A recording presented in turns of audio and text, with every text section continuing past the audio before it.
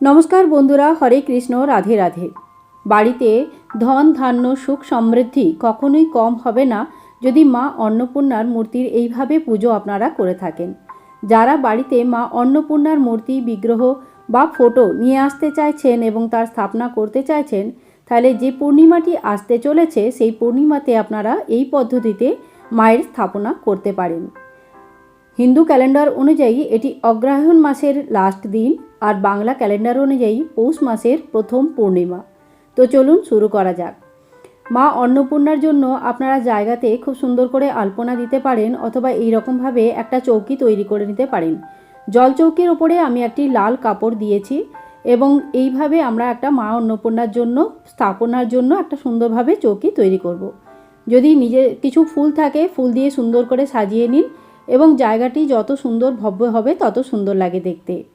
এরপরে দেখুন, মা অন্নপূর্ণার মূর্তিটি এরকম হয় দেখতে। যখন আপনারা মা অন্নপূর্ণার মূর্তি নেবেন তখন ভালো করে দেখে নেবেন যেন খুব সুন্দরভাবে ভেতরটা যেন খোলা না থাকে, ভেতরটা পুরো ভর্তি থাকে এবং খুব সুন্দর ওজনদার ভালো একটা মূর্তি হয়। ঠিক আছে, এই জিনিসগুলো দেখে পরে নিলে মূর্তির কোনো দিনই আপনাদের আফসোস হবে না। এরপরে দেখুন আমরা কি করব, চাল দিয়ে আসন তৈরি করব। আপনারা চাইলে এখানে চালের জায়গায় ধান অথবা গম দিয়েও আসন তৈরি করতে পারেন। মা অন্নপূর্ণা হলেন অন্নের দেবী, তাই এখানে চালের ব্যবহার বা ধানের ব্যবহার অত্যন্ত শুভ বলে মনে করা হয়। এখানে আমরা ভগবান গণেশের জন্য একটি আসন, একটি প্রদীপ স্থাপনার জন্য আসন আর একটি মা অন্নপূর্ণার জন্য আসন তৈরি করব। চাল দিয়ে মা অন্নপূর্ণার জন্য আমি এখানে স্বস্তিক চিহ্ন বানিয়ে নিয়েছি। আর আপনারা চাইলে এখানে অষ্টদল কমল তৈরি করতে পারেন। আপনারা চাইলে এখানে শ্রী বা মা অন্নপূর্ণার নামও লিখতে পারেন, কোনো মন্ত্রও লিখতে পারেন, অথবা সিম্পল চাল দিয়ে একটা আসন হালকা তৈরি করে নিতে পারেন। জায়গাটি যত সুন্দর আর ভব্য হবে তত সুন্দর লাগে দেখতে। আমার এইভাবে স্বস্তিক বানানো খুব ভালো লাগে, তাই আমি কোনো ভগবানের পুজোর সময়তে এইভাবে স্বস্তিকটা নিশ্চয়ই বানিয়ে নিই একবার। তো দেখুন, এখানে তৈরি করে নিয়েছি আমি মা অন্নপূর্ণার আসন। যে কোনো পূর্ণিমাতে, যে কোনো শুক্রবারের দিনে, শুক্লপক্ষের শুক্রবার হলে বেশি ভালো হয়, এই অন্নপূর্ণা মায়ের পুজো এবং তার স্থাপনা আপনারা চাইলে করতে পারেন। এরপরে সবথেকে আগে আমরা প্রদীপটি প্রজ্বলিত করব। প্রদীপের নিচে চালের আসন দিয়েছি আমি। বিনা আসনে কোনো দিন প্রদীপ প্রজ্বলিত করা উচিত নয়। ফুল, চাল, তিল যে কোনো জিনিসের আসন আপনাদের নিশ্চয়ই দেওয়া উচিত। এরপরে সবথেকে প্রথমে কোনো পুজোই শুরু করার আগে আমাদের ভগবান গণেশজিকেও স্মরণ করে তারপরে পুজোটা করা উচিত। তো এখানে দেখুন আমাদের যে ছোট্ট গণেশের মূর্তি রয়েছে আমার কাছে, সেই গণেশ ভগবানকে আমি চান করিয়ে দেবো। সবথেকে প্রথমে ওং গাং গণেশায় নমঃ, ওং গাং গণেশায় নমঃ, ওং গাং গণেশায় নমঃ এইভাবে মন্ত্র বলে আমরা 3 বার শুদ্ধ জল দিয়ে স্নান করাবো, তারপরে 3 বার দুধ দিয়ে স্নান করাবো, তারপরে 3 বার শুদ্ধ জল দিয়ে স্নান করাবো। এইভাবে আপনারা চাইলে গণেশ ভগবানকে শুদ্ধ জল দিয়ে, দুধ দিয়ে, ইত্র মানে সেন্ট দিয়ে, অগরু সেন্ট দিয়ে স্নান করাতে পারেন। জল দিয়ে একটুখানি গুলে পরে চন্দন গুলে তা দিয়ে স্নান করাতে পারেন। একে গন্ধধর স্নান বলা হয়। তো এইভাবে আপনারা গণেশ ভগবানের স্নান করান। আর যদি ফটো থাকে তো ফটোতে এইভাবে স্নান করানো হয় না, তো ফটোটিকে মুছে পরিষ্কার করে নিতে পারেন। এরপরে দেখুন, আমি যে চালের আসনটি লাগিয়েছি সেখানে আমি গণেশ ভগবানকে বসিয়ে দেবো যে হে গণেশ ভগবান, আমাদের পুজোতে আপনাকে স্বাগত জানাই, আপনি আসুন, আশীর্বাদ প্রদান করুন এবং এইভাবে আমাদের পুজোকে সম্পূর্ণ করতে আমাদের সাহায্য করুন। এরপরে আমরা গণেশ ভগবানকে তিলক করে দেব। তিলকে আমি রলি নিয়েছি, মানে যেটা আর কি কুমকুম বলে, সেই কুমকুম দিয়ে আমি তিলক করেছি। ভগবান গণেশকে কুমকুম, রলি, চন্দন, হলুদ যে কোনো জিনিস দিয়ে আপনারা তিলক করতে পারেন।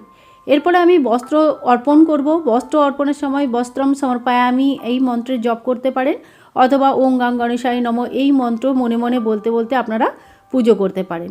এরপরে যজ্ঞোপবীত মানে পৈতে আমরা অর্পণ করব, তারপরে ফুল দেব। তো ভগবান গণেশের লাল ফুল অত্যন্ত প্রিয়। জবা ফুল থাকলে নিশ্চয়ই দেবেন। 21টি দুর্বা ঘাস থাকলে নিশ্চয়ই দেবেন। 21টি ঘাস দিতে পারেন, 11টি ঘাস দিতে পারেন দুর্বা ঘাস। আর এইভাবে আমরা ভগবান গণেশের স্থাপনা সবথেকে আগে করব, তারপরে তাকে ধূপ এবং দীপ দেখাবো। পঞ্চোপচার পূজা এইভাবে করা হয়। সবথেকে আগে সুগন্ধি মানে কোনো ইত্র অথবা কোনো চন্দন জাতীয় জিনিস দেওয়া হয়, টিকা করা হয়, তারপরে ধূপ, দীপ ইত্যাদি দেখানো হয়, ফুল চড়ানো হয় এবং নৈবেদ্য দেওয়া হয়। ভগবান গণেশের পুজো করার পর আমরা মায়ের মূর্তিটি স্থাপনা করতে শুরু করব। তো দেখুন ওই প্লেটটিতে যে জলটি ছিল গণেশ ভগবানের স্নানের জল, সেটা তুলসীতে কোনো দিনই ডালবেন না, কোন তুলসীতে দেওয়াটা উচিত না।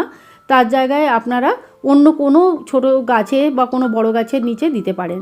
এরপরে মায়ের মূর্তিটিতে আমি এখানে একটা ফুলের আসন লাগিয়ে বসিয়ে দিয়েছি। আর ওম মা অন্নপূর্ণায় দেব্যৈ নমো নমঃ, ওম মা অন্নপূর্ণা দেব্যৈ নমো নমঃ, ওম মা অন্নপূর্ণা দেব্যৈ নমো নমঃ। এই মন্ত্র জপ করতে করতে মাকে একবার শুদ্ধ জল দিয়ে, তারপরে দুধ দিয়ে, তারপরে আবার শুদ্ধ জল দিয়ে আমি স্নান করিয়েছি। দুধের জায়গায় আপনারা পঞ্চামৃত স্নানও করাতে পারেন। দুধ, দই, ঘি, শক্কর, মধু ইত্যাদি 5টি জিনিস মিলিয়ে যে পঞ্চামৃত তৈরি হয় তাই দিয়ে স্নান করাতে পারেন। যদি স্নান জলে ফুল না দেন তাহলে সেটি নিশ্চয়ই প্রসাদ স্বরূপ সকলকে গ্রহণ করা উচিত, আর এটি অত্যন্ত শুভ বলে মনে করা হয়। এরপরে দেখুন মায়ের মূর্তি কোনো কাঁসা, তামা, পিতল অথবা যে রূপোর বাটি হয় তাতে স্থাপনা করা হয়। আমার একটি রূপোর বাটিতে আমি আজকে স্থাপনা করে আপনাদের দেখাচ্ছি, আর নাহলে আপনাদের কাছে যদি পিতলের বাটি থাকে সেই দিয়েও করতে পারেন। বাটিটি সম্পূর্ণরূপে চাল দিয়ে আমি ভরে দিয়েছি। চালগুলো মানে আমাদের যেটা ডেলি ইউজের চাল সেটা না নিয়ে ঠাকুরের জন্য একটু আলাদা চাল নিয়ে নিন, যেটা এঁঠো হবে না, মানে যেখান থেকে বারবার ব্যবহার করা হয় না সেই রকম। আর চালগুলো যেন ভাঙা না হয় এই ব্যাপারটা একটু মনে রাখবেন। ভাঙা চাল দেওয়া ভগবানকে কখনোই উচিত নয়। বাকি আপনারা দেখে নেবেন যেমন ভালো লাগে। চাল দিয়ে আমি বাটিটি সম্পূর্ণরূপে ভরিয়ে দিয়েছি, অর্ধেক ভরাবেন না, পূর্ণ পাত্র হওয়া দরকার। সম্পূর্ণরূপে ভরিয়ে তারপরে মা অন্নপূর্ণাকে আমি স্থাপনা করেছি। ঠিক এইভাবেই মা অন্নপূর্ণাকে নিজের মন্দিরে রাখা উচিত। এরপরে মাকে আমি টিকা করব। তো সিঁদুরের টিকা করতে পারেন, রলি দিয়ে টিকা করতে পারেন।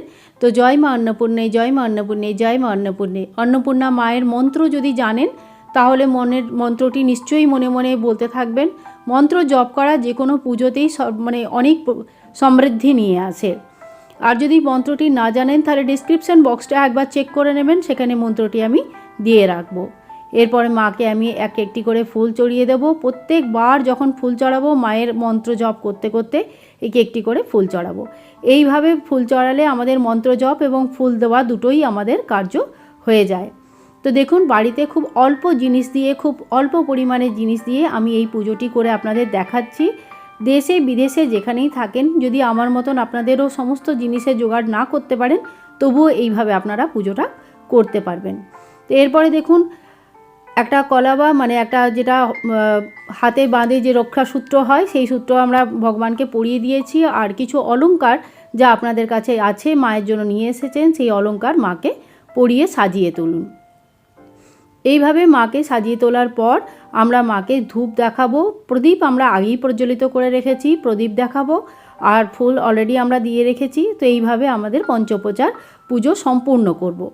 এরপরে মাকে অর্পণ করতে হয় এবারের ধান। তো পৌষ মাসে ধানের প্রাধান্য যে কত বেশি তা তো সকলেই জানেন। ঘরে ঘরে ধান লক্ষ্মীর পুজো হয়। মা অন্নপূর্ণা অন্নের দেবী। তো এখানে আমরা নিয়েছি এক বাটি ধান, একটা সুপুরি, 1 টাকার কয়েন, একটা ফুল আর একটা হলুদের গাঁট।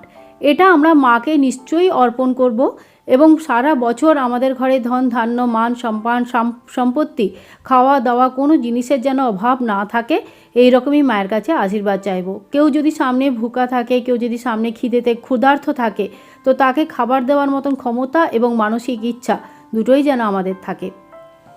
তো এরকম আশীর্বাদ মায়ের কাছ থেকে আমরা চেয়ে নেব। 5 রকমের ফল মাকে ভোগে দেওয়া হয়। এই সময়তে পিঠে পুলি করে দিতে পারেন, পিঠের সময় চলে। আর আপনাদের এই সময় জানিয়ে রাখি যে পায়েসের ভোগটা নিশ্চয়ই লাগানো উচিত। তো যত ভালো করে ড্রাই ফ্রুটস দিয়ে সুন্দর করে পায়েস বানাতে পারবেন পায়েসটা বানাবেন। মা অন্নপূর্ণা পায়েসের ভোগটা যে একদম মানে কম্পালসারি। আজকে আমি দুধের ভোগ লাগিয়ে দেখিয়েছি আপনাদের, আজকে আমি পায়েস করিনি। তো আপনারা চাইলে দুধ বা দুধের তৈরি কোনো মিষ্টি, পায়েস এগুলো মাকে নিশ্চয়ই ভোগে লাগাবেন। একটু জল আমি দিয়েছি ভোগের সাথে সাথে। আর এইভাবে আমি মাকে ভোগ নিবেদন করেছি কি মা এসো ভোগ গ্রহণ করো। এরপরে দেখো আমরা আরতির জন্য একটা ছোট্ট প্রদীপ তৈরি করে নেব। আপনারা চাইলে ঘিয়ের প্রদীপ দিয়ে আরতি করতে পারেন বা তিল তেলের প্রদীপ দিয়ে আরতি করতে পারেন। আমি নর্মালি প্রদীপ তিল তেল দিয়ে জ্বালাই এবং কখনো কখনো বিশেষ অনুষ্ঠানে ঘিয়ের প্রদীপ প্রজ্বলিত করি। মায়ের আরতি করার আগে আমরা গণেশ ভগবানকে স্মরণ করে তার আরতি করে নেব, তারপরে মায়ের আরতি করে নেব। তা আপনাদেরকেও একটু আরতি দিচ্ছি, আপনারাও গ্রহণ করুন। আর দেখুন আমাদের বাঙালি বাড়িতে বেশিরভাগ বাড়িতেই মাছ মাংস হয়ে থাকে। তাই খেয়াল রাখবেন মা অন্নপূর্ণার এই পুজো আপনারা মন্দিরে অথবা কোনো শুদ্ধ স্থানেই করবেন এবং মা অন্নপূর্ণার এই মূর্তিটি আপনারা মন্দিরেই বিরাজমান করাবেন। যখনই আমাদের আরতি হয়ে যাবে 3বার জলের আঁচমন দিয়ে নেব আর ক্ষমা প্রার্থী হয়ে নেব যে হে মা, পুজোতে যাই কম হয়ে গেছে, যাই আমাদের ভুল ত্রুটি হয়ে গেছে, তা আমাদের ক্ষমা করো। এবারে কি করতে হবে, এই ধানের যে বাটিটি আছে এইটার থেকে ফুলটা আমরা বের করে নেব। বাকি জিনিসগুলো লাল কাপড়ে মুড়ে হয় রান্নাঘরে না হলে পূজার স্থানে আমাদের এটা রেখে দিতে হবে। 1 বছর পর্যন্ত এটা রাখা থাকে, 1 বছর পর এটা বিসর্জন হয়ে যায় আর তারপরে নতুন ধান দিয়ে যে পুজো করব সেই ধানটা 1 বছর পর্যন্ত রাখা থাকে। ঘরে যে সমস্ত ফল, মিষ্টি এবং দই, পায়েস ইত্যাদি আপনারা ভোগ লাগিয়েছেন সেটা বাড়ির সকলেই খেয়ে নেবেন প্রসাদ হিসাবে। আর ফুল টুল যা আছে সেগুলো শুকিয়ে পড়ে খাদ হয়ে যায়, সকলেই জানেন। আর মায়ের যে বিগ্রহ আছে সেই বিগ্রহ একদিন আপনারা চৌকি পেতে যেখানে পুজো করেছেন সেখানে রাখবেন, পরের দিন নিজের মন্দিরে যে স্থানে মাকে বসাতে চান সেই স্থানে মাকে বসিয়ে নেবেন। তো দেখুন, মার স্থাপনার একটা অত্যন্ত সরল সহজ সাদাসিধে বিধি আমি আপনাদের জানিয়েছি। যদি আমার এই পদ্ধতি আপনাদের ভালো লেগেছে তাহলে নিশ্চয়ই একটি লাইক করবেন এবং চ্যানেলকে সাবস্ক্রাইব করে রাখবেন এরকম আরও অনেক ভিডিও দেখবার জন্য। আশা করি আজকের ভিডিওটি আপনাদের ভালো লেগেছে এবং আপনারা উপকৃত হয়েছেন।